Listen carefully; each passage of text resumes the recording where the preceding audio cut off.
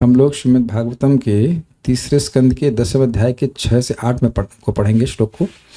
5 में हमने पढ़ा था तद विलोक्याब्ज संभूतो वायुना यदधिष्ठितः पद्मम अंभश्च तत्काल कृतवीर्येण कंपितम। ये ऐसे समझ में नहीं आएगा, पीछे वाले में जाना पड़ेगा। क्या बोल रहे हैं 4th में? मैत्री वाचा विरिंचोपि तथा चक्रे दिव्यम वर्षशतम तपः आत्मन्यात्मनमावेश यथा भगवान यजः। ब्रह्मा जी ने भी दिव्य स्वर्गिक वर्षों तक तपस्या करी और इस प्रकार से आत्मन यानी आत्मा में यानी भगवान में आत्मानम अपने मन को आवेश फिक्स करके जैसा भगवान ने कहा था, वो भगवान जो अजन्मा है, प्राकृत जन्म रहित हैं। फिर क्या देखा? तद विलोक्य, उन्होंने एक देखा, विशेष रूप से देखा। क्या देखा? किसने देखा? अब्ज संभूतो, जो उस कमल से प्रकट हुए थे ब्रह्मा जी, उन्होंने देखा। वायु के द्वारा यद अधिष्ठितः पद्मम, जिस पे वे अधिष्ठित थे उस कमल को, अंभश्च तत्कालकृत वीर्येण कंपितम, यानी कि मानो वह प्रलयकालीन काल के समय जितना जल और वायु को गति प्राप्त होती, वैसी गति उन दोनों को प्राप्त हो गई थी। वायु बहुत तीव्र चल रही थी और इस कारण से जो मतलब वायु ऐसे चल रही थी जैसे मान लो प्रलय का समय हो, और जल उसके प्रभाव से इतना वेगवान हो गया था, मतलब लहरों से वेगवान हो गया था जैसे प्रलय का समय हो। तो इन दोनों की वजह से कमल कंपायमान हो रहा था, यह देखा उन्हें। तो यहाँ पे बात आई थी कि भक्ति करते समय भी व्यक्ति को बहुत सारी कंपाने वाली वस्तु में आती हैं, लेकिन ध्यान देना होगा कि पिछले श्लोक से हम एक हिंट पकड़ रहे हैं कि तपस्या बहुत किए थे, ठीक है, और इतना तपस्या कर लिए थे कि भगवान को अपने हृदय में देखने लगने में समर्थ हो गए। तो एक बात समझ लीजिएगा कि इतनी कोई तपस्या कर ले कि वह भगवान को ही अपने हृदय में देख ले, तो अब बाकी कोई सिद्धि उसके लिए कठिन नहीं है। इसलिए जो अब ब्रह्मा जी करने वाले हैं उसको सुनकर आश्चर्यचकित नहीं करना। आप हमें आश्चर्य इस बात का है कि भगवान को ब्रह्मा जी ने देख लिया, वहां आपकी आंखें ऐसे नहीं हुई हैं, वहां को सिंपल है देख लिया क्या है तो है, लेकिन अभी जो ब्रह्मा जी करेंगे वहां को अरे ये कैसे कर लिया। जो ब्रह्मा जी अभी इस श्लोक क्रमांक 6 में करेंगे वो आसान काम है, और जो भगवान जो पहले कर लिया, भगवान को हृदय में देख लिया, वह सबसे मुश्किल काम है। मुश्किल इन the sense it is the highest attainment. तो ये बात समझ लेना चाहिए कि जो ब्रह्मा जी करने वाले हैं बेसिकली क्या किए, अब पता नहीं कैसे किए, लेकिन ऐसे किए या किए नो आइडिया कि कैसे पिए, लेकिन पानी पी गए, पी लेते हैं, और वायु को भी वह खा गए। लेकिन एक बात ध्यान देने वाली है जो आप गलत न समझ लें, तपस्या के बल पर वायु को पी गए और पानी पी गए, मतलब सारा वायु पी गए और सारी वायु पी गए और सारा हवा और सारे पानी पी गए, ये अर्थ नहीं है, क्योंकि वह सृष्टि करने बैठे हैं। अगर सारा पानी पी जाएंगे और सारी वायु पी जाएंगे तो सृष्टि कैसे करेंगे? तो जीव गोस्वामी जी हिंट कर रहे हैं कि जितना एक्सेस वायु था वह पी गए, जितना एक्सेस जल बढ़ा हुआ था उसको पी गए। जैसे इस समय भी हवा बहती है तो आप लोगों को दिक्कत होती है, तो हवा के बहने से दिक्कत नहीं होती है, प्रचंड वायु के बहने से दिक्कत होती है। जब जो वायु शमित हो जाए तो उसका मतलब ये नहीं कि वायु बह नहीं रही है, लेकिन ऐसे नहीं बह रही कि लोगों के बिल्डिंग गिरा दे। आई अग्रीड? तो उन्हें तपस्या करके पानी को वैसे ही पी लिया जैसे मैं अभी ग्लास से पानी पी गया, इसलिए आप लोग सामने करके दिखाया कि आपको ना समझ में आए, मान लीजिए तो सर इतना इजीली वह पी गए। यानी कि दो बातें हुई, डिस्टर्बेंस देखे वो, और बड़ा भयंकर डिस्टर्बेंस था, क्योंकि प्रलयकालीन जल बहुत शक्तिशाली होता। हम लोग तो कल्पना भी नहीं कर सकते, हम लोग बस सोचेंगे हाँ ये हाँ थोड़ा सा ये सुनामी इत्यादि, वही तो सोचेंगे ना आप। तो सुनामी क्या किसी ग्रह को डुबो सकता है? नहीं।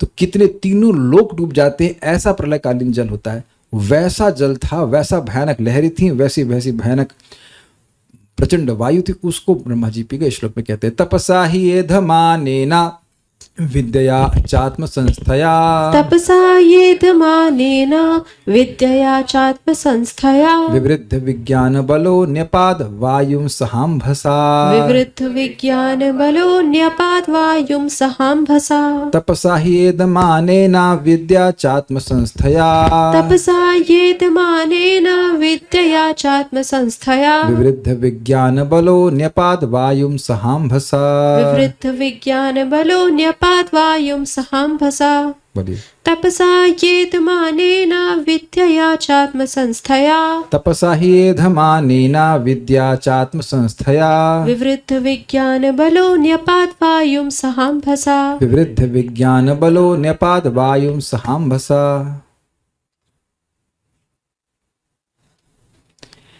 दीर्घकालीन तपस्या तथा आत्म साक्षात्कार के दिव्य ज्ञान ने ब्रह्मा को व्यावहारिक ज्ञान में परिपक्व बना दिया था, अतः उन्होंने वायु को पूर्णतः जल के साथ पी लिया। तो ये देखिए, यही आप ट्रांसलेशन से यही समझेंगे कि सब पी गए पानी। और एक बड़ी रुचिकर बात यहाँ बताई गई, बड़ा सुंदर, उसको लेकर के प्रभुपाद अपने तात्पर्य को आगे बढ़ाएंगे कि जो आध्यात्मिक रूप से निपुण है वह भौतिक प्रॉब्लम्स को भी मैनेज कर लेता है। This is quite interesting. क्या आप यहाँ देख रहे हैं कि बाढ़ की समस्या और आंधी की समस्या है, डिजास्टर मैनेजमेंट। यहाँ ये तो यहाँ डिवोटी केयर तक कोई प्रॉब्लम नहीं है ना, कि जब पूरा हो रहा है कि नहीं हो रहा है। ये तो समस्या ब्रह्मा जी के संग है ही नहीं, क्योंकि कोई काउंसलिंग करने के लिए है ही नहीं। स्पिरिचुअल प्रॉब्लम तो नहीं आ रही है, प्रॉब्लम आ रही मटीरियल। लेकिन भगवान पे ध्यान करने से, भगवान पे, हाँ बेसिकली भगवान पे ध्यान कर रहे हैं, मंत्र उच्चारण कर रहे हैं, इतने शक्तिशाली हो गए कि व्यवहारिक चीज को भी एकदम आसानी से सॉल्व कर लिया। बहुत बड़ी शिक्षा प्राप्त हो रही कि अगर हम साधना भक्ति अच्छे से करते हैं तो जीवन में भौतिक समस्याएं भी आएंगी, लेकिन बड़ा स्थिर होकर के व्यक्ति उसको मैनेज कर पाएगा। अपने जीवन में आप देख भी रहे होंगे, जब साधना हिलती है तो ऊपर से नीचे तक सब कुछ हिल जाता है। आप ना मटेरियल लाइफ मैनेज कर पाते ठीक से, ना स्पिरिचुअल लाइफ मैनेज कर पाते हैं। और जब व्यक्ति अपने को सुबह साधना अच्छा रखता है तो ठीक है, समस्या आती है, लेकिन भगवान मदद करते हैं व्यक्ति के स्थिर रहने के लिए। और स्थिर मन से समस्याओं को सॉल्व कर लिया जाता है। ये आप स्वीकार करते हैं आप लोग, सब लोग? Do you agree? If you don't panic, क्योंकि समस्या आई है तो ऐसा तो नहीं कि ब्रह्मांड के बाहर की है। Is it not? ऐसी तो कोई बहुत बड़ी समस्या नहीं आती, धीरे धीरे करके पूरी तरह सॉल्व हो ही जाता है। लेकिन पैनिक करने से तो कुछ भी नहीं होता। तो ब्रह्मा जी कंपित नहीं हुए, उन्हें देखा कि कमल कंपित हो रहा है, लेकिन ये नहीं देख रहे कि वह उनकी बुद्धि कंपित हो रही है। वो स्थिर किए अपने, और जो तपस्या का बल उनको प्राप्त हुआ था उससे वह इस समस्या को निपटा लिए। एक बात मैं यहाँ पे बताना चाह रहा हूँ जो कि अभी अनवर से क्लियर है, तब बताता हूँ। एध मानेना, एध माना था, ये एधमान शब्द तुमने कहीं और भी सुना था, कुंती मनाने की स्तुति में सुना था। एद माना अधः पुमान, ऐसे करे श्लोक है शायद। जन्म श्रुति श्रीभीर एद माना मदह पुमान, जन्म श्रुति श्री भी, ऐसे श्लोक है। जन्म से बड़ा जन्म मिलता है, श्रुत यानी बहुत पढ़ा रहता है, श्री मतलब बहुत सुंदर होता है। तो एद माना मदह पुमान, इससे लोगों का मद एद मान अर्थात बढ़ा हुआ रहता है। एद माना मदह पुमान नैवम विधातु त्वाम किंचन गोचर, ऐसे करके श्लोक है। जन्म ऐश्वर्य श्रुति श्री भी एद माना मदह पुमान नैवा, अभी हाँ नैवा क्या श्लोक है दिखाइए। This is 26 1826। जन्म ऐश्वर्य श्रुति श्रीभीर एधमाना मदः पुमान नैवार्हत्याभिधातुम वै त्वाम किंचन गोचरम। ये स्पेलिंग मिस्टेक है। यानी कि जो लोग, जिन लोगों का मद जन्म से, ऐश्वर्य से, अपनी सुंदरता से बहुत बड़ा है, तो उनके लिए योग्य नहीं है कि वह बड़ी नम्र भाव से आपको पुकार सके। तो एधमान शब्द की व्याख्या कर रहा हूं। एधमान मतलब बढ़ा हुआ। एध माने न तपसा, अपनी बढ़ी हुई तपस्या के द्वारा, आत्म संस्थया विद्या च, एवं अनुभूत अध्यात्म ज्ञान के द्वारा। आत्म संस्थया मतलब जो उनमें सम्यक रूप से स्थित ज्ञान था, जो स्पिरिचुअल रियलाइजेशन था, जो इनके चित्त में था, वो बात बोल रहे हैं। उसके द्वारा ही निश्चित ही विवृद्ध विज्ञान बल, उनका जिनका ज्ञान एवं बल बढ़ गया था, उन्होंने अम्बसा सह प्रलयकालीन जल सहित वायु निपाद, वीरवान प्रलयकालीन वायु का पान कर लिया। ध्यान देना होगा, प्रलय नहीं आई थी, लेकिन जैसे प्रलय में वायु चले वैसी स्पीड से चल रही है। इस जगत में देखा जाता है कि जब वायु बहुत तीव्रता से चलती है तो लोग ऐसे बोलते हैं, लगता है आज प्रलय ही आ जाएगी। ऐसा लगता है कि जब प्रलय आती है तो देखते हैं कि कितनी स्पीड पे चलती है है कि नहीं। लेकिन इस भाषा का प्रयोग करते हैं कि लग रहा है कि भैया प्रलय ही आ जाएगी। तो प्रलयकालीन वायु की स्पीड के बराबर वायु चल रही थी। प्रलय का समय नहीं था, इस समय सृष्टि का है, लेकिन हवा जो है वो प्रलय के साथ चल रही है। ये है। अब एक भक्त ने कल ही तो प्रश्न किए थे, भगवान हमें समस्या क्यों देते हैं? दिखाने के लिए कि कितने पानी में हो, पानी पी सकते हो कि नहीं, समझे। हम भैया जब कर रहे हैं बहुत दिन से, तो हम देखें कि कितना तुम सहन कर सकते हो। यहां देख रहे हैं कि भगवान ब्रह्मा जी को भी एक रियलिटी चेक देने का मौका देख रहे हैं। भाई हाँ, हमने तपस्या करी है तो अब मौका पड़ रहा है, तो तपस्या का फल हमको दिख रहा है। In the sense he has the power to do that, confidence भी डेवलप हो रहा है ना। एक बड़ी रुचिकर बात है और बहुत अच्छा रिफ्लेक्शन में देना चाह रहा हूं। एध माने ना, देखिए जब रोज व्यक्ति जप कर रहा होता है, भागवत सुन रहा होता है, तो उसको नहीं समझ में आता है दिन प्रतिदिन के हिसाब से कि उसका तपस्या का बल बढ़ रहा है। लेकिन जब कठिनाई आती है तब देखते हैं कि हाँ, ये तो समस्या मेरे लिए कोई समस्या थी ही नहीं। दिन प्रतिदिन दिव्य 100 वर्षों तक ब्रह्मा जी तपस्या किए ना, तो कोई व्यक्ति सोच सकता है अरे भगवान तो कुछ दे ही नहीं रहे, भगवान तो कुछ देख ही नहीं रहे। लेकिन जब कठिनाई आई तो ये दिव्य बल ही तपस्या का उनका काम आया कि नहीं आया। उस समय तो आप ये भी नहीं कह सकते कि वो कोई हेल्प के लिए भी पुकार सकते थे। Just put your self in Brahma situation. आप ब्रह्मा जी की स्थिति में जाइए और कमल में बैठ जाइए और इधर उधर कोई बुलाने के लिए भी नहीं है। ये ऐसा हम सोच सकते हैं, लेकिन ध्यान देना चाहिए कि वो अपने हृदय में भगवान को देख चुके हैं। क्या भय होगा उनको। यानी जिस व्यक्ति ने अपने हृदय में भगवान को देख लिया, बिल्कुल वैसे सोचिए, बिल्कुल वैसे वरुण प्रभु जैसे मान लीजिए आप जैसे बैठे हैं, मैं ऐसे तो गिरिराज जी तो है, लेकिन ऐसे देख जाए कि बस भगवान यहाँ बैठे हैं, तब किस बात का भय होगा। जो शक्ति चाहिए भगवान से प्राप्त। बड़ी सुंदर बात यहाँ पे। इसलिए व्यक्ति को बड़े धैर्यपूर्वक भक्ति करनी चाहिए। जिन चीज़ों से हम आज परेशान हैं, उन चीज़ों से आगे हम परेशान नहीं होने वाले हैं। वो तपस्या टेक्स केयर ऑफ दैट। आप समझ रहे होंगे मैं क्या कहना चाहता हूँ। जिन चीज़ से आज हमारा पूरा कमल आसन हिल जाता है, समझ रहे ना, इंद्रियों से परेशान हो जाते हैं, तो वही आप देखेंगे कि आगे जाकर धीरे धीरे करके कुछ प्रभाव ही नहीं पड़ेगा। वो सब भक्ति के प्रभाव से अपने आप शांत हो जाएगा। एक बात यहाँ सीख लें, हम लोग अनर्थ निवृत्ति पे फोकस नहीं कर रहे हैं, अर्थ प्रवृत्ति पे फोकस कर रहे हैं। भगवान पे मन लगाएं, भक्ति करें, अनर्थ अपने आप चले जाते हैं। अनर्थ पे फोकस करेंगे तो अनर्थ ही बढ़ने वाले हैं। So let's focus on that. ये पानी ऐसा लग रहा है ये प्रलयकालीन पानी तो नहीं लग रहा है, it's coming so slow. Anyways, this is for the purpose. तपसा ही एध माने ना, बड़ी हुई तपस्या के द्वारा विद्या चात्म संस्थया, जो उनके ही अंदर स्थित विद्या थी उसके द्वारा, विवृद्ध विज्ञान बलो, जिनका विज्ञान और बल बहुत बढ़ा हुआ था, नेपाद वायुम सह अम्बसा, जल के साथ उस वायु को पी गए।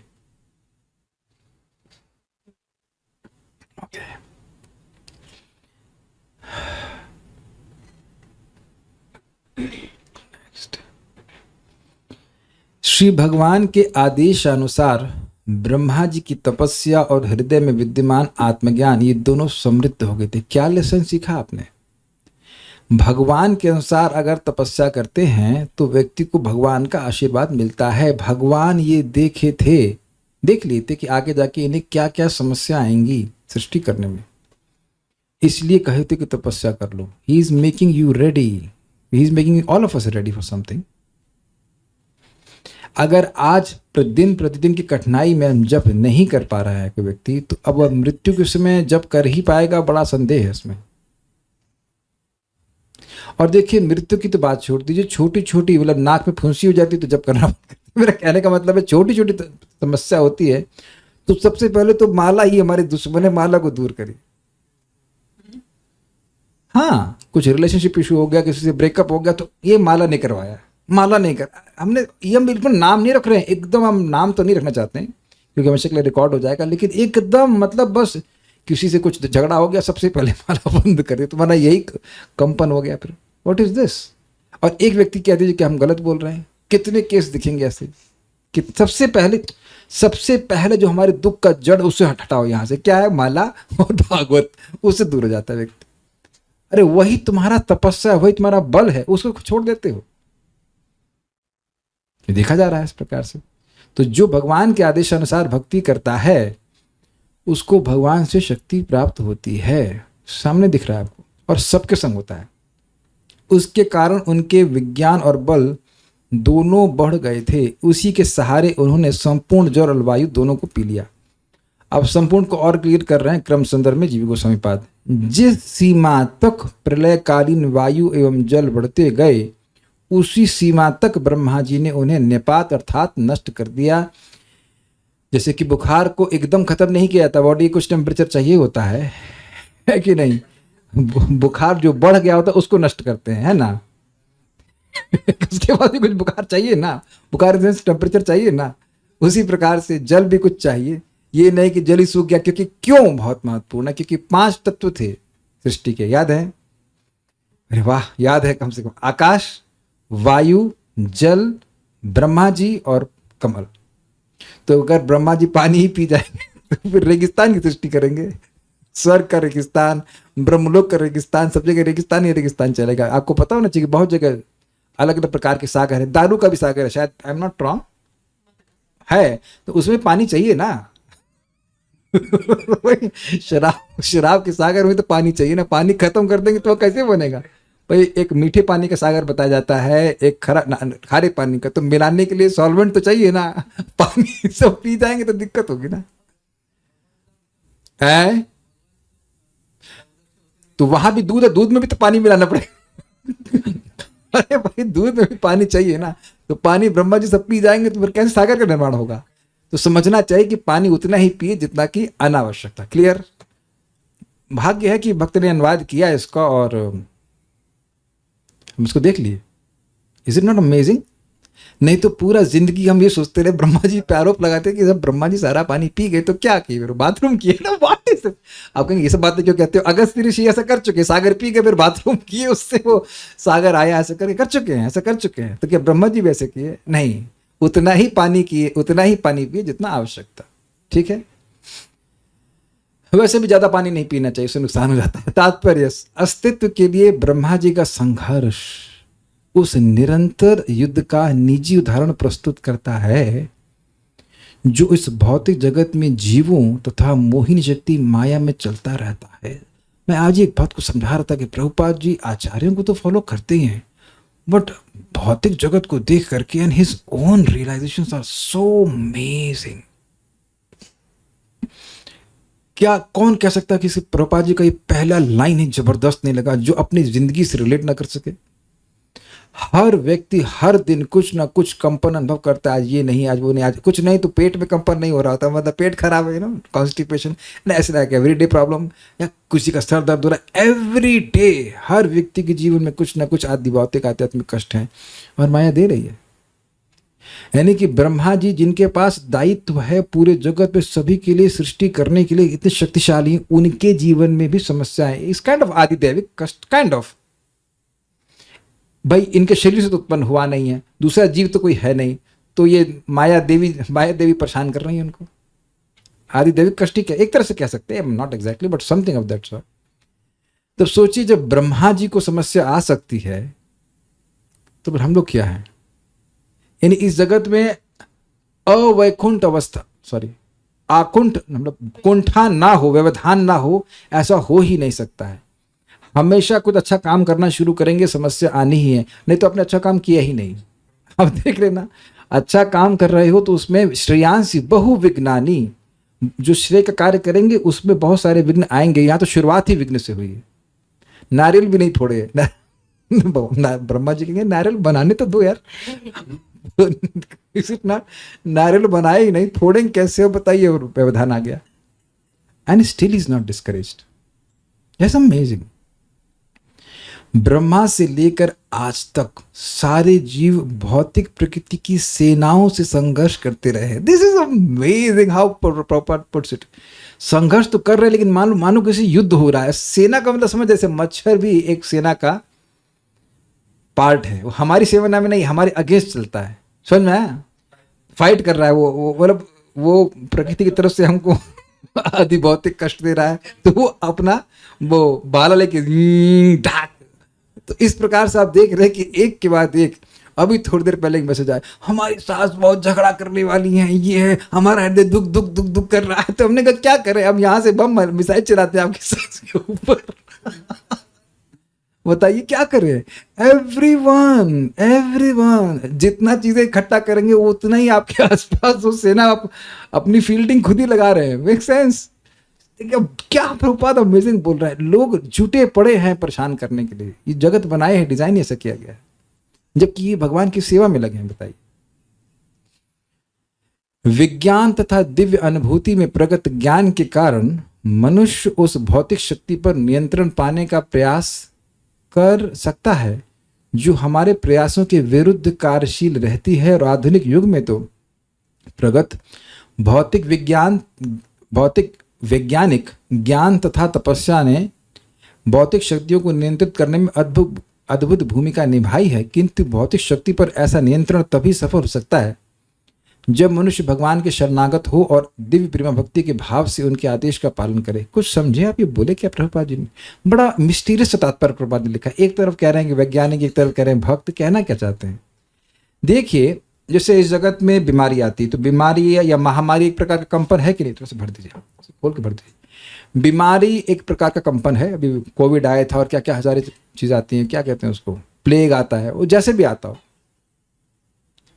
तो उससे पूरी सोसाइटी हिल जाती है। तो लोग फिर मेहनत करना शुरू करते हैं, उसके बाद उसका एंटीडोट निकालते हैं, फिर उसके बाद फिर एक नई बीमारी, वो उससे पहले समाप्त नहीं होती, फिर दूसरा कंपन आ जाता है।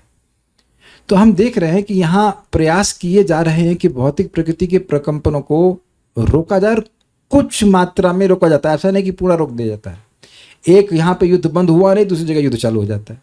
तो हमें लगता है कि लोग कंट्रोल में, they are not in control. Control में कोई नहीं है। जो लोग सोच रहे हैं कि लोग कंट्रोल में हैं, वो नहीं है। ऐसे हमारे कल्याण प्रभु चेहरा बना लगता है, नहीं प्रभु जी आप ज्ञान जानते नहीं हैं, वो सब लोग की साजिश है इसलिए युद्ध कर रहे हैं। भैया किसी की कोई साजिश नहीं। एवरीवन ईशस्य ही वशे लोको योषा दारू मई था। सभी लोग भगवान के कंट्रोल में है, माया के कंट्रोल में। माया के हाथ की कठपुतली है। कहते नहीं आपको असली न्यूज नहीं मिल रही। नहीं, मुझे न्यूज नारद जी दे दिए। ईशस्य ही वशे लोको योषा दारू मई था। कोई व्यक्ति अपनी सांस तक नहीं ले सकता। Everyone is completely controlled by माया। तो कहने का यहाँ पे प्रपात आशय यह है कि तुम अपनी तप शक्ति से कुछ प्रकृति पर प्रभुत्व जता भी लो, लेकिन वैसा कंट्रोल नहीं कर सकते जैसा कंट्रोल भगवान अपने भक्त को देते हैं। ब्रह्मा जी को दिए कि नहीं? और जानने का प्रयास कीजिए कि क्यों दिए भगवान ब्रह्मा जी को। ब्रह्मा जी भगवान के शरणागत हैं, तो इसलिए ऐसा कंट्रोल दिए हैं क्योंकि वह उसका दुरुपयोग नहीं करेंगे। आप विचार कीजिए कि इस समय किसी टेररिस्ट के पास ब्रह्मास्त्र होता तो, इसीलिए भगवान दे भी नहीं रहे, तो वो दे देता तो सबसे पहले वो पूरे पृथ्वी को ही फूंकता। उससे कुछ मिलना नहीं है उसको, लेकिन फूंक देगा उसको। तो अर्जुन के पास था ना ब्रह्मास्त्र, कभी फूके जगत को नहीं, बचाए उस जगत को। तो जो भगवान के शरणागत हैं, भगवान उनको अद्भुत शक्ति देते हैं। आप आगे जाकर देखेंगे कि प्रियव्रत महाराज ने रथ के पहिए से सागरों का निर्माण हो गया।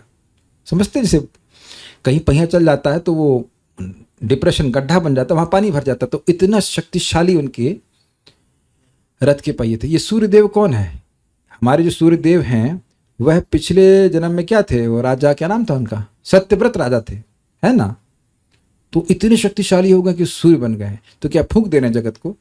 नियमन में चल रहे हैं। वायुदेव, अग्निदेव, ये सभी भगवान के कुछ भक्त हैं, और इस कारण से इनको प्रकृति पर नियंत्रण करने की शक्ति प्रदान करी। इतना तो कोई भौतिकतावादी नहीं कर सकता है ना। Very interesting, very interesting. All the भक्त लोग इस चक्कर में नहीं पड़ते हैं, लेकिन जो लोग इस जगत के नियामक हैं, वास्तविक रूप से नियामक हैं, भगवान के भक्त हैं। तो ये प्रभुपाद समझा रहे हैं, ठीक है। बेसिकली प्रभुपाद ने समझाया कि भगवान की भक्ति करके प्रकृति पर प्रकृति पर भी नियंत्रण करने की क्षमता भगवान अपने भक्त को देते हैं अगर उसकी जरूरत हो तो। हम लोगों को वायु के नियंत्रण करने की जरूरत नहीं है तो भगवान नहीं दे रहे हैं। हम अपने मन को नियंत्रण कर ले, बस भाई बहुत बड़ी बात है। अपनी इंद्रियों को नियंत्रण करना ही बहुत बड़ी बात है, सबसे बड़ी बात है बेसिकली। Is it okay? लेकिन अगर जरूरत पड़ेगी तो भगवान शक्ति देते हैं अपने भक्त को। उतनी शक्ति एक जो अभक्त है वह कभी प्राप्त नहीं कर सकता। ब्रह्मा जी के बराबर कोई व्यक्ति उतना शक्तिशाली नहीं हुआ है आज तक। उनके पद को कोई हिला नहीं पाया। थोड़ा कमर हिला दिया हल्का सा, लेकिन ऐसा नहीं कि कोई उनको हटा के दूसरा ब्रह्मा बन गया हो। अब हम लोग 7 श्लोक देखते हैं। ये इंटरेस्टिंग है। तद्विलोक्य वियद्व्यापी पुष्करम यदधिष्ठितम् तद्विलोक्य वियद्व्यापी पुष्करम यदधिष्ठितम् अनेन लोकान् प्राग्लीनान् कल्पितास्मित्य चिन्तयत् अनेन लोकान् प्राग्लीनान् कल्पितास्मित्य चिन्तयत् तद्विलोक्य वियद्व्यापी पुष्करम यदधिष्ठितम् तद्विलोक्य वियद्व्यापी पुष्करम यदधिष्ठितम् अनेन लोकान् प्राग्लीनान् कल्पितास्मित्य चिन्तयत् अनेन लोकान् प्राग्लीनान् कल्पितास्मित्य चिन्तयत्। अब पानी सूख गया है, अनावश्यक पानी सूख गया है, अनावश्यक हवा सूख गई, समस्या सॉल्व हो गई। अब क्या ब्रह्मा जी देखते हैं? तत्पश्चात का मतलब हो गया पानी और हवाओं के सूखने के बाद उन्होंने देखा कि वह कमल जिस पर वे आसीन थे ब्रह्मांड भर में फैला हुआ है। अब देखिए, ब्रह्मांड भर में फैला हुआ का मतलब स्वाभाविक सी बात है कि ये नहीं कि ब्रह्मांड के एकदम आखिरी पॉइंट तक टच कर रहा है, ऐसा नहीं है, क्योंकि ब्रह्मांड का काफी भाग खाली ही है। ये क्लियर समझ लेना चाहिए। आप ब्रह्मांड को विजुलाइज कर ही पा रहे हैं। आधा पानी, यहाँ कोई बॉल है, वो स्माइली बॉल है, वेरी स्माइली बॉल। अच्छा, वो दे दिया उनको। ओके, शक्ति के पास से दे दी हमारी। यानी फ्लावर नहीं, कुछ कोई फल ला के दीजिए, अंदाज कुछ गोल चीज़ तो समझ में आएगी। या फिर मैं इस मेरे कप को मान लीजिए ब्रह्मांड है, ट्रांसपेरेंट। हाँ ओके, हाँ मिल गया प्रोजेक्ट, फल हो गया। तो ये मान लीजिए ब्रह्मांड का है सिस्टम। तो अब यहाँ आधे तक तो पानी भरा हुआ है, वहां पे भगवान नारायण हैं, मतलब Garbhodak Vishnu. This is an object of eating. लोग खाने के बारे में तो नहीं सोच रहे। I hope you are imagining the universe properly. Okay, तो अब उसके बाद बीच में लेटे हुए हैं ब्रह्मा जी, क्षमा कीजिएगा, भगवान विष्णु, और यहाँ से नाभि कमल हुआ। तो अब ये जो ऊपर वाला मतलब भाग है, ऐसा नहीं कि उसमें पूरे में दब गए और सांस लेने का इसको ब्रह्मांड, ऐसा नहीं सोचना चाहिए। मतलब कमल जो है जा करके ब्रह्मांड के ऊपर भिड़ गया और ब्रह्मा जी छत पे, अरे ब्रह्मा जी अपराध में ले लेंगे। ऐसा नहीं कि ब्रह्मा जी छत पे टिक गए भैया। देखिए, भगवान थोड़ा स्पेस दे रहे हैं हमारे भी ऊपर। ऐसा नहीं कि एकदम छत के ऊपर। सोच, अगर हम लोग ऐसे जी रहे होते एकदम छत ऊपर है तो कैसे अनकंफर्टेबल लगता है ना। तो इसके ऊपर भी बहुत स्पेस है। मतलब ऐसा नहीं सोच लेना चाहिए कि ऊपर स्पेस नहीं, आप समझ ही रहे हो, लेकिन मैं स्पेस बता दे रहा हूँ। शब्द कहने का बड़ा क्लियर है कि ब्रह्मांड भर में फैला हुआ था, मतलब उसका एक्सपेंस पूरा ऊपर से नीचे तक फैला हुआ था। अब जो भी इसका मतलब होता है, इतना मतलब ये नहीं कि ब्रह्मांड को पूरा व्याप्त कर लिया था, ऐसा अर्थ नहीं है। और उन्होंने विचार किया कि उन समस्त लोगों को किस तरह उत्पन्न किया जाए जो उसके पूर्व उसी कमल में लीन थे ना। ये एक इंटरेस्टिंग बात है। जो लोकांतर थे वो वहीं सेट थे उसके अंदर ही। अभी अभी अभी 14 के डिवीजन नहीं हुआ है, बस उसी नाल में सब फंसे हुए हैं, नाल में, कमल में, जहां भी हो। अब देखिए, काफी इंटरेस्टिंग बात है। यही भगवान ने कहा था ना कि तुम सभी लोकांतर को मुझ में देखोगे। तो ये सब यहाँ पे देख पा रहे हैं। ब्रह्मा जी मतलब ब्रैकेट में श्लोक में नहीं है, ब्रह्मा जी ने देखा। यत पुष्करम अधिष्ठितम, जिस कमल पर स्थित थे, तत् वेद व्यापी, उसे आकाश व्यापी देखकर। आकाश व्यापी की व्याख्या प्रपात की है कि पूरे ब्रह्मांड में व्याप्त था। मतलब it can not be all expensive, but एक लिमिट थी, मतलब बहुत बड़ा विस्तार था। ये अर्थ बताया जा रहा है। जैसे बोला जाता है बहुत बार कि उस असुर का शरीर आकाश में व्याप्त था। तो आकाश में व्याप्त था मतलब बहुत बड़ा था, ये नहीं था कि पूरा आकाश को ही घेर लिया। ये बात स्पेस बचा था लेकिन काफी बड़ा था ये कमल, ये कहते हैं। ऐसा विलोकिनी देखकर अनेना, अनेना मतलब इसके द्वारा, इसी कमल के द्वारा, इस कमल में प्राग लीनान लोकान, प्राग मतलब पहले और लीन मतलब लीन, जो पूर्व में विलीन लोक समूह का कल्पितास्मि, मैं किस तरह सृजन करूं, जो इसमें लीन है उनको सृष्टि दोबारा कैसे करूं। बात वही है, भगवान ने कहा था जो पहले लीन है वही तुमको प्रकट करने, बहुत मुश्किल काम नहीं करना। इति अचिंतित, इस प्रकार वह चिंता करने लगे। चिंता मीन्स चिंतन करने, सोचने लगे कि कैसे करना है। तद विलोक्य वियद व्यापी, तत् उसको देख करके, विशेष रूप से देखकर, विलोक मतलब देखकर, किसको, व्यद व्यापी पुष्करम यदिष्ठितम, जो व्यद मतलब आकाश होता है, आकाश व्यापी जो कमल था उसको देखे, यद अधिष्ठितम जिस पे वह बैठे हुए थे। बैठे हुए थे लेकिन अब देख रहे हैं कि ये तो आकाश व्यापी, तो बहुत बड़ा है, तो क्या बढ़ गया। This is very mysterious. हुआ क्या, बैठे थे तब नहीं दिख रहा था कि आकाश व्यापी है और अब दिख रहा है, तो ये एक मिस्टीरियस चीज है।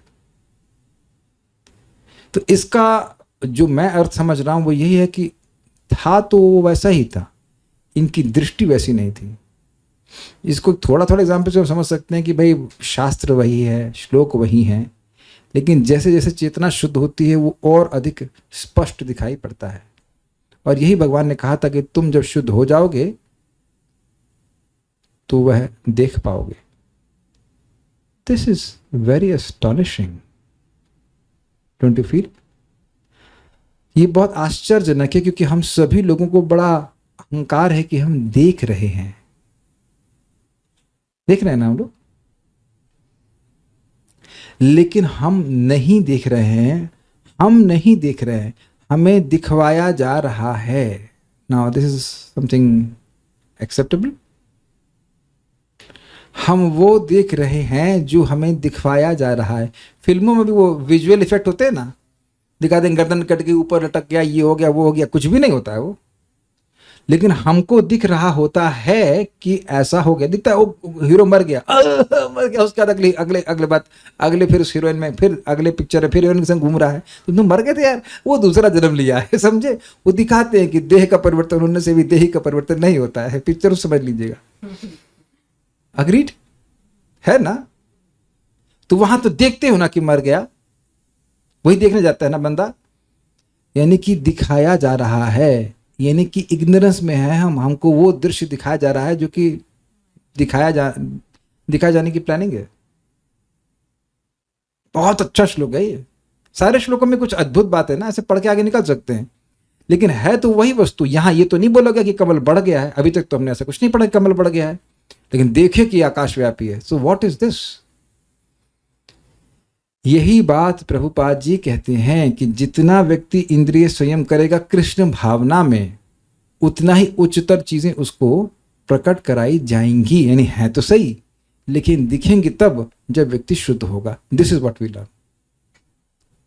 फिर क्या सोचे कि बढ़ गया है, मतलब कमल का पुष्प बढ़ा हुआ देख लीजिए, देखिए फिर क्या देखे, अनेन लोकान प्रागलीनान, इसके द्वारा, इस कमल के द्वारा जो पहले लोग इसमें लीन थे उनकी कल्पितास्मि इति अचिंत्यत, ये विचार की कि इनकी मैं सृष्टि कैसे करूं, उनको कैसे प्रकट करूं। ये समझ लीजिएगा कि ये जो कमल बहुत बड़ा हुआ है इसका बहुत महत्व है। आगे के श्लोक में देखते हैं वो कर पाएंगे कि नहीं। श्रीधरी, अपने द्वारा अधिष्ठित कमल को आकाश व्यापी देखकर ब्रह्मा जी ने विचार किया कि इस कल्प से पहले के कल्प में जो त्रैलोक्य लीन हो गया था उसकी सृष्टि मैं इस कमल के द्वारा ही करूंगा। हाँ? कैसे करूंगा वो विचार कर रहे थे, सारा दर्शनी। देखिए पॉइंट क्या था, इस कमल को ही भाग करके ब्रह्मलोक ये वो सब सृजन किया गया है। ये आगे अगले श्लोक से क्लियर हो जाएगा। जैसे कि हम लोग उत्तर प्रदेश में रह रहे हैं, मतलब एक्सटर्नली स्पीकिंग, तो उत्तर प्रदेश हमेशा से है ना भारत में। अगर आप हिस्ट्री पढ़े हैं तो आप जानते हैं कि एक समय में उत्तर प्रदेश ऐसी कुछ चीज़ नहीं थी, मध्य प्रदेश ऐसी भी कोई चीज़ नहीं थी, वो अलग सेक्शन किए गए थे, वो अलग तरह से बांटा गया था। बंगाल की भी अलग बाउंड्री थी, बंगाल से बर्मा तक था, है ना, I am not wrong. West Bengal East Bengal सब एक ही था ना। तो ये इसी भारत भूमि को, अफगानिस्तान से लेकर बर्मा तक था वो पूरा, उसी को डिवाइड करके कुछ अलग अलग बनाएगी ना, पाकिस्तान, ये स्थान वो स्थान। तो एक बड़े विभाग को लेकर के, भूभाग को लेकर खंड खंड करके अलग अलग जोन किए गए हैं कि नहीं? Do you all agree? भाई जिस घर में आप, जिस आकाश को घेर के आप बैठे हुए हैं, तो उसमें भी किचन बाथरूम ये अलग अलग उसी स्थान को करके है ना, कि अलग से किचन को ला के रखे हैं। अब तो बिल्कुल स्पष्ट समझ आ गया होगा। तो ये जो कमल है वो इतना बड़ा था कि इसी को काट काट करके, मतलब अगर ऐसे मैं कहूँ तो काट काट के विभाजन करके, चलो भाई यहाँ ब्रह्मलोक, फिर जनलोक, फिर तपलोक, फिर जनलोक, ऐसे करके हिसाब किताब किया गया। क्या समझ पा रहे हैं आप? तो ये इतना बड़ा था, तो इसके डिवीजन ऐसे किए गए। और जो भी आप सोच रहे हो वो सब गलत है। मैं पहले बोलता हूँ, क्योंकि जो मैं भी समझा रहा हूँ वो भी गलत है। अरे ये क्या व्याख्या कर रहे हो यार? जो बोल रहा हूँ ठीक है, लेकिन जो आप सोच रहे हो वो सही नहीं है। क्योंकि आप सोच रहे थे कमल ऊपर था, कमल को तो सत्यलोक कहते हैं, और कमल के नीचे जो नाल थी उसमें सब लोग हैं, ये है फलान ढिमकाना, लेकिन वो हमारी लेकिन यही तो बात यहाँ पे कही जा रही है कि कमल लोग जो है वो कमल था, वो पूरा इसको डिवाइड किए है। What you will you understand? We understand what we are thinking, we are able to understand.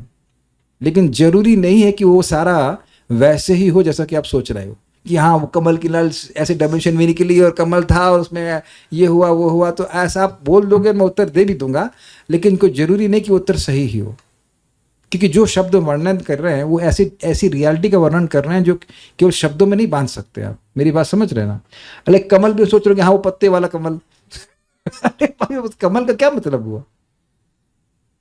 इसे जब ब्रह्मा जी को कमल समझ में नहीं आ रहा है तो हम कौन के ब्रह्मा हैं बताइए?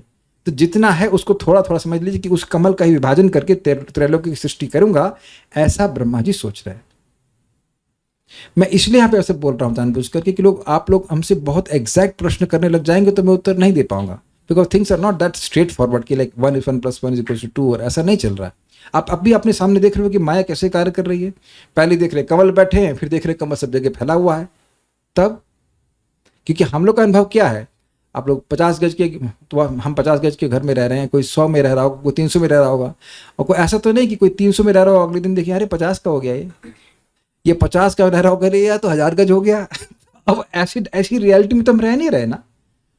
और यहाँ आप देख रहे हैं किस प्रकार की वास्तविकता में ब्रह्मा जी रह रहे हैं, तो बहुत मुश्किल है समझना, फिर भी प्रयास करेंगे।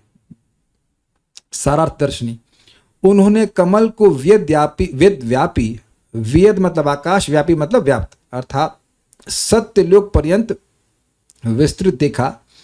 कल्पितास्मि अर्थात मैं सृजन करूंगा। अब एक और दिक्कत आ गई, हम लोग तो आज तक यही बोले हैं ना, प्रवचन में ही बोला हूं कि जो कमल है वही सत्यलोक है। तो मैंने कहा ये भी टीका पढ़ूंगा तो मैं क्या बोलूंगा इस पे? कमल तो आज तक यही व्याख्या करेगी कि सत्यलोक है, और यहां बोल रहे कि सत्यलोक पर्यंत फैला हुआ है। तो आप क्या कहेंगे? हम आगे बढ़ते हैं, कुछ हमको समझ में नहीं आ रहा कि क्या कहना चाहते हैं। कमल और सत्यलोक का तो घनिष्ठ संबंध है, अब हमको नहीं समझ में आ रहा। या तो ये कहना चाहते हैं कि कमल और उसकी जो नाल है वो सब कमल है, और उसी में वो सारा जो है, उसी में सारे ब्रह्मांड के लोक लोकांतर व्याप्त हैं। It's very difficult for me to understand कि क्या कहना चाहते हैं। तात्पर्य, ब्रह्मांड के सारे लोकों के बीच इसी कमल में गर्भस्थ थे जिस पर ब्रह्मा आसीन थे। भगवान ने पहले से सारे लोकों को उत्पन्न कर रखा था, और सारे जीव भी ब्रह्मा में जन्म ले चुके थे। भौतिक जगत तथा सारे जीव पहले से ही बीजाणु रूप में, बीजाणु मुझे लोग सुनाई पड़ता कीटाणु रूप में वायरस के रूप में हम सब लोग पहले इसी बीजाणु रूप में भगवान द्वारा उत्पन्न किए जा चुके थे। जब मैंने ये शब्द सुना बीजाणु, I was really offended, you know what is this.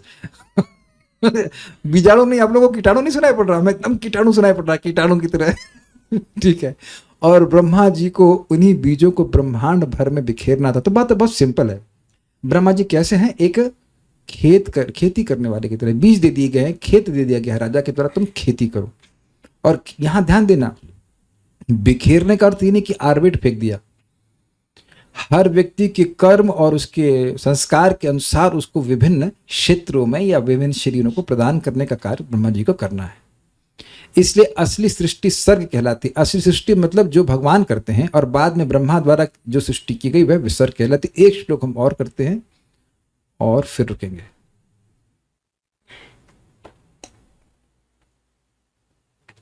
पद्मकोशं तदाविश्य भगवत कर्म चोदितः पद्मकोशं तदाविश्य भगवत्कर्मचोदितः एकं व्यभाङ्क्षीत् उरुधा त्रिधा भाव्यं द्विसप्तधा एकं व्यभाङ्क्षीत् दुरुधा त्रिधा भाव्यं द्विसप्तधा।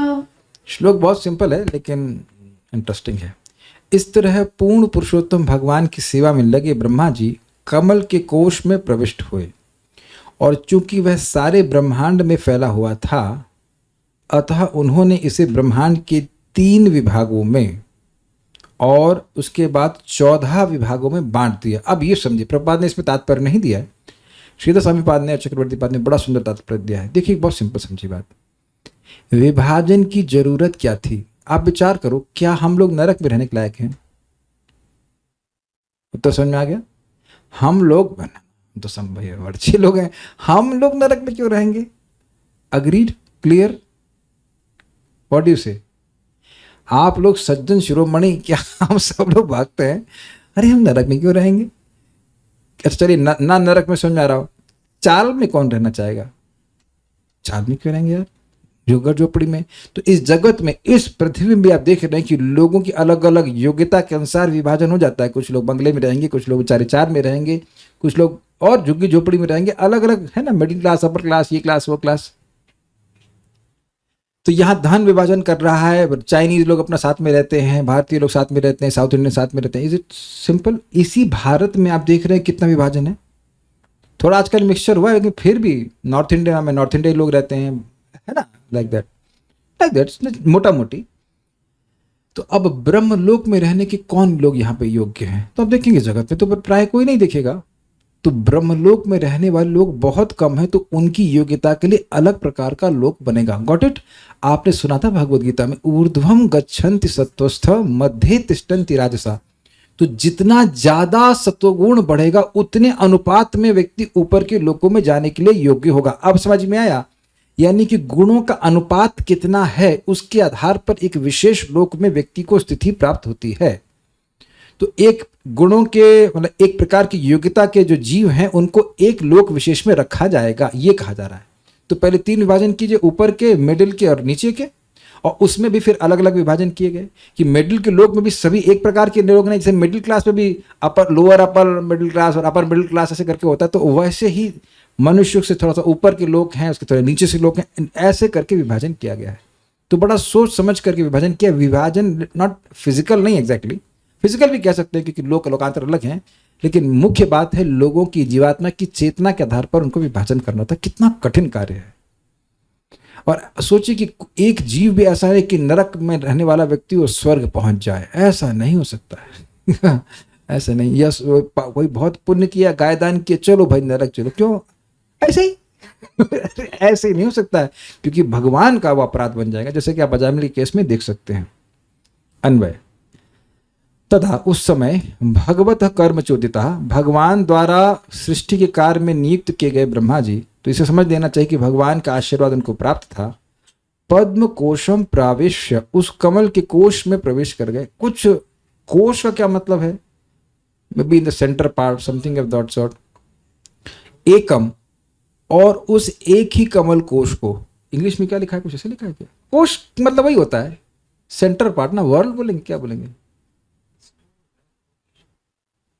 क्या लिखा है इसमें? वर्ल्ड ऑफ द लोटस, वही तो बोल रहा हूं, सेंटर पार्ट ना, जो सेंटर पार्ट होता है उसमें प्रवेश कर गए और उसको उरुदा भाव्यम, जो बहुत भागों में विभक्त होने योग्य था, उसे उरुधा का मतलब ऐसे विविध, तो उस तरह उरुध, उरुधा मतलब बहुत तरह से भाव्य, अर्थात इसको बांटा जा सकता था। जैसे मैं एग्जांपल दे रहा हूं कि भारत को अभी कितने से 26 हैं, हम तो पुरानी बात पढ़ रहे हैं, 26 27 हैं, वट, वेरी गुड।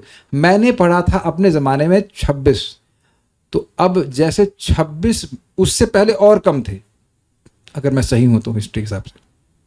तो भारत एक देश है, उसको आप 26 क्या 50 देश, 50 प्रदेशों में भी विभाजन कर सकते हैं और 100 में भी कर सकते हैं, और वापस क्लब कर दीजिए तो 10 में भी रख सकते हैं। Do you agree?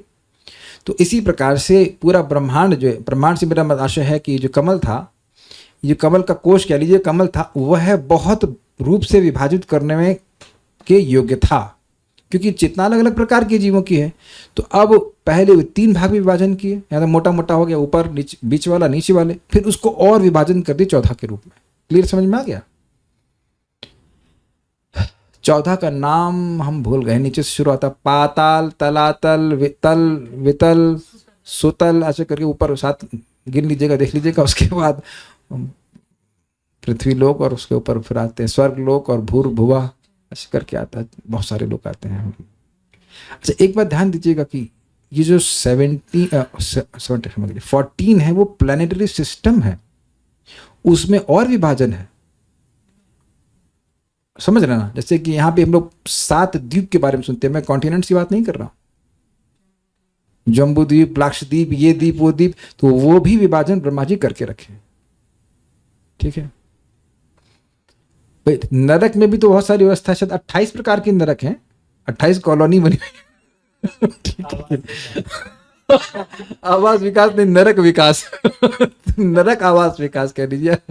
तो वहाँ 28 प्रकार के नरक है, तो उसकी व्यवस्था भी करे कि भाई जो लोग ये क्लब के हैं वो उधर जाएंगे, ये क्लब के लोग उधर जाएंगे, ऐसे करके।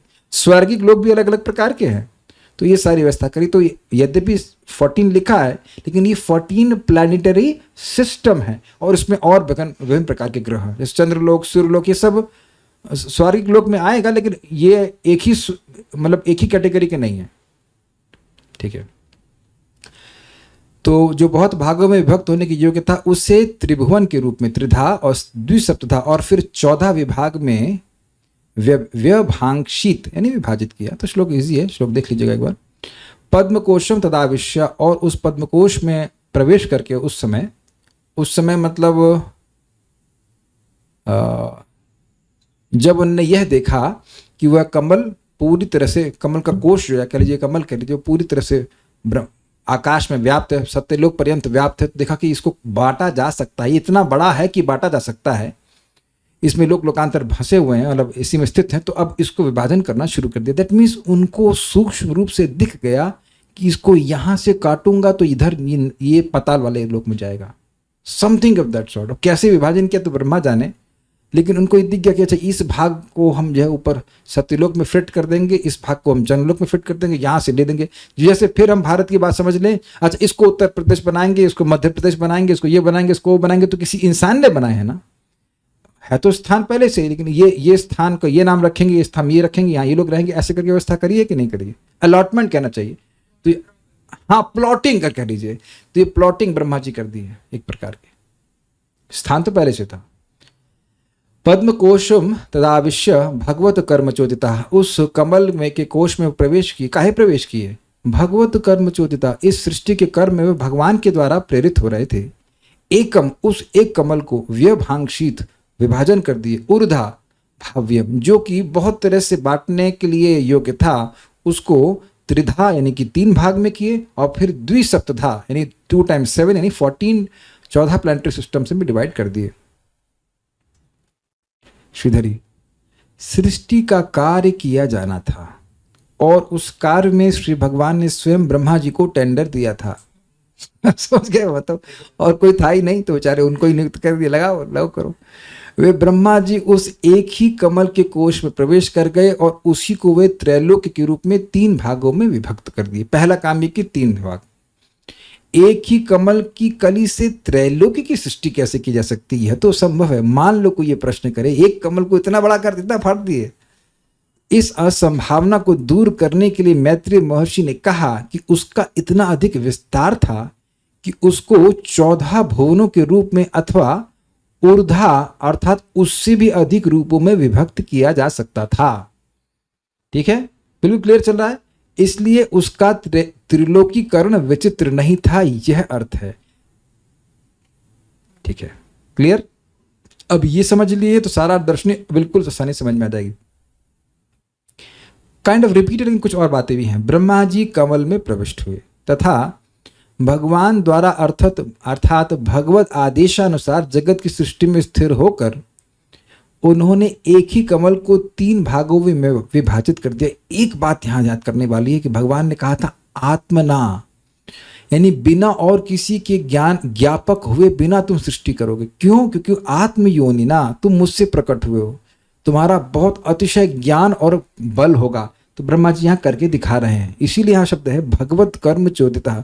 भगवान ने उनको प्रेरित किया सृष्टि के कर्म में, तो यानी भगवान ने अपनी शक्ति का आवेश ब्रह्मा जी में किया हुआ है यहाँ पे, इसलिए इस अद्भुत कार्य को कर रहे हैं। हम लोग तो समझ नहीं पा रहे हैं और ब्रह्मा जी किए जा रहे हैं। इस विचार को नकारने के लिए एक ही कमल कोश के द्वारा तीनों लोगों की रचना संभव है, यह समझाया गया है कि वह विस्तार तो और भी अधिक विशाल ही था। बिल्कुल श्रीधर स्वामी की टीका जैसा ही है। तत्पश्चात ब्रह्मा जी ने इसे पुनः 14 भागों में विभाजित कर दिया, क्योंकि इसे अनेकों भिन्न जीव योनियों के लिए भाव्य अर्थात उपयुक्त बनाने के लिए 3 भाग पर्याप्त नहीं थे। अब बिल्कुल क्लियर हो गया, सारे लोग एक साथ नहीं रह सकते। बताइए, सोचिए हम लोग अगर असुर राक्षसों के संग रह रहे होते तो अब वह भी अपना कत्ल खाना खोले होते, जैसे इंसानों ने पशुओं के लिए खोल रखा है। They like to eat even flesh, तो राक्षसों को अलग ग्रह देके रखा दिया हुआ है। Got it? तो ब्रह्मा जी को उपकार है कि नहीं? जी हाँ, यह श्रीधर स्वामी पाद की व्याख्या है। अतः सर्वप्रथम उन्होंने कमल कोश को 3 भागों में विभाजित किया और फिर 14 में, एवं फिर सूर्य तथा चंद्र आदि लोकों सहित और भी अधिक विभागों में, यानी कि ऊर्ध्वा से समझ लेना चाहिए कि वह 14 तक लिमिट नहीं था, उसका और ग्रहों के रूप में विभाजन किया, ये कहते हैं। ठीक है, किंतु इसका वर्णन कैसे किया गया है? यह वर्णन वैराज के उपासकों के भाव्यम अर्थात ध्यान के लिए उपयुक्त था। यह अन्य द्वारा भाव्यम की व्याख्या है। अब इसका क्या मतलब है? देखिए, भावना समझे थे, भावना से कुछ पकड़ लीजिए। भाव्यम भावना, ये मुझे कुछ समझ में आ रहा है। पाताल में तस्य ही पादमूलम, आपने सुना था कि वैराज की धारणा थी ना, सेकंड कैंटो में आ गया ना पॉइंट। तो वहां बोल रहे थे कि भगवान के विश्व रूप की धारणा करना कैसे होता है कि पाताल के जितने लोक हैं वह इनके पाद मूल हैं। पाताल में तस्य, पाताल लोक ही इसके इन विराट पुरुष के चरणों का तलवा है, ये बोले ना, पाताल में तस्य ही पाद मूलम। बाकी तो श्लोक याद नहीं हुआ, लेकिन एक लाइन आधा श्लोक भागवत का है, आधा श्लोक भी याद हो गया, बहुत बड़ी बात है। कलयुग के लोग इतना याद हो गया, पाताल में तस्य ही पाद मूलम, और वहां से शुरू करके आगे आप देख लेना है, सब पता ही होगा उसके। तो उस तरह से विभिन्न लोकांतरों की धारणा करता हुआ व्यक्ति शुद्ध होता है। तो इस तरह से भी ब्रह्मा जी ने धारणा, इस तरह से विभाजन किया कि आगे जाकर के लोग वैराज की धारणा करेंगे, विराट पुरुष की धारणा करेंगे, उन्हें दिक्कत नहीं हो, उन्हें पता रहे कि जो उनके चरण हैं वह वहाँ पे पाताल है, उसके बाद सुतल जो भी है, तलातल जो भी उसके आगे होता है।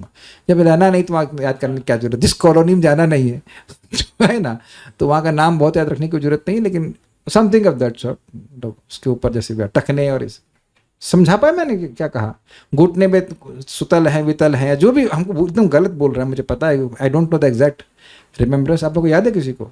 तो किसी को याद नहीं तो फिर कोई दिक्कत नहीं है।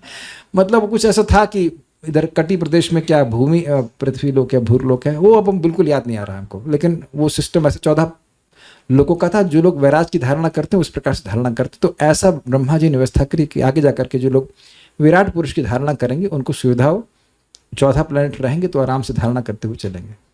ये बात भी यहाँ पे चक्रवर्ती पाद में कही है। कुछ और भक्त पूछते हैं क्या? अच्छा, अतल, वितल, सुतल, तलातल, महातल, रसातल, पताल, उसके ऊपर नहीं गए, नीचे जाना है क्या आपको? कमल को विभाजित किया था या फिर कमल की नाल को? हम क्या जाने, ब्रह्मा है। यहां तो इतना ही बात बोल रहे हैं कि कमल को विभाजित किया। अब पॉइंट ये है कि आप सोचें कमल को विभाजित किया, अच्छा तो कमल नहीं बचा, तो ब्रह्मा जी किसे बैठे हुए हैं अभी? तो देखिए, आप समझने का प्रयास कीजिए, हम लोग को जितना समझ में आएगा उतना ही बात बताई जा रही है। इट्स नॉट दैट कि सब हम पढ़ ली तो हाँ सब एक्सपर्ट हो जाएंगे, सब लोग समझ लेंगे। हम लोग झगड़ा भी करेंगे तो दोनों ही लोग गलत होंगे। समझे बात? अगर मैं कहूँगा कि ऐसा हुआ और आप कहेंगे वैसा हुआ, तो दोनों ही लोग गलत हैं, झगड़ा कर रहे हैं कि हम सही हैं। तो बस इतना समझ लेना कि बहुत अद्भुत कार्य हुआ है, हुआ तो है और हुआ बहुत अद्भुत तरह से है, और ब्रह्मा जी को भगवान शक्ति दी है तो ब्रह्मा जी कर पाए। ये सारी बात समझ में आनी चाहिए, उससे अधिक तो मेरे पास सामर्थ्य नहीं है। तो सृष्टि के तत्व को ऐसे ही पार किया जाता है, सो डिफिकल्ट। बट कुछ कुछ बात समझ में आई कि कमल को डिवाइड किया। आज तक मैं यही समझते आया था कि कमल है ऊपर, उसमें नाल है, उसके बीच में सारे लोकांतर हैं। अब यहाँ कुछ और बात समझ में आ रही है, डिटेल में पढ़ रहे हैं कि कमल को डिवाइड किए। तो उसका कमल कैसे बच गया, है ना? तो नॉट मच ऑफ आइडिया। और दूसरी बात ऐसे लग रहा है कि कब भाई अगर मान लो मैं सेब को काट काट के रखता हूँ 1 2 3 4 5 ऊपर 14 पीस में, तो सारे पीस एक ही क्वालिटी के होने चाहिए ना। तो वो तो आप इस तरह से लॉजिक नहीं लगा सकते ना कि नरक में जो जिस प्रकार की धरती का सिस्टम है वैसे यहाँ की धरती है। ये बिल्कुल गलत धारणा होगी। सूर्य की में पृथ्वी तत्व नहीं है, सूर्य में अग्नि तत्व है, तब वो एक ही कमल से डिवाइड कर दिए हैं सब कुछ। ऐसा कर सकते हैं हम। तो आपको ध्यान दीजिएगा कि हम लोग को जो एनालॉजी दी जा रही है वो उसकी दी जा रही है कि जो हम समझ सकें, लेकिन वो कमल का स्वरूप क्या है वो हम नहीं समझ पा रहे हैं। जिस व्यक्ति का शरीर केवल बुद्धि तत्व से बना है, क्या समझेंगे वो कैसे कार्य कर रहा है? What does that mean? आप ब्रह्मा जी को सोच रहे हो किस रूप में? जैसे हम अपने शरीर को देखते हैं उस तरह सोचते होंगे। जिसका शरीर बुद्धि का बना उसकी दाढ़ी कैसी होगी? इट्स क्वाइट इंटरेस्टिंग, नहीं? How you think about that? दाढ़ी कैसी होगी? बुद्धि की दाढ़ी, बुद्धि की बनी हुई दाढ़ी। ओके माय डियर डिवोटीज, बुद्धि की बनी हुई दाढ़ी की धारणा कीजिए आप। बुद्धि की दाढ़ी, सो कॉम्प्लिकेटेड ना। तो अब देखिए अगर मैं पिन करना शुरू कर दूं तो कोई उत्तर नहीं होगा उसका। जितना लिखा है उतना, उसे कहते हैं वो क्या कहते हैं, शाखा चंद्र न्याय। मम्मी मम्मी, हाँ क्या बेटा? वो चंद्रमा का, वो देखो इधर आओ, इधर आओ, वो देख रहे हो नीम की जो डाल है उसके बीच में चंद्रमा है। ऐसे करके समझा जा रहा है। एक कह रहे हैं प्रभु जी गोलोक चार्ट में कमल नाल में भी स्थित बताया गया सारे प्लैनेट्स को। हाँ ठीक है, तो सही है। हम कब कह रहे हैं गलत है? हम भी आज तक ही समझते आए थे। आगे पढ़ेंगे तो और कुछ क्लियर हो जाएगा। ये भी मान सकते हैं कमल लाल में है, लेकिन वो कमल से कट करके कैसे बन गए और कमल से काट के बनाए फाड़े हैं, हमको नहीं आइडिया भाई, हमको नहीं पता। हम अपने और अपना क्या कहते हैं इस बारे में नहीं बोलना चाहते हैं, because it's just too complicated. ज्यादा नहीं, इस एप्पल को बना के दिखाना, होमवर्क दे रहा हूं, ठीक है? खा के नहीं, बना के दिखाना। एक एप्पल नहीं बना सकते और सोच रहे सृष्टि के तत्व को समझ लेंगे। Will stop now. I hope you got some point. But इतना था कि भगवान की भक्ति करके अद्भुत शक्ति ब्रह्मा जी को प्राप्त हुई। श्रीमद् भागवतम की जय, श्रील प्रभुपाद की जय, निताई गौर प्रेमानंदे।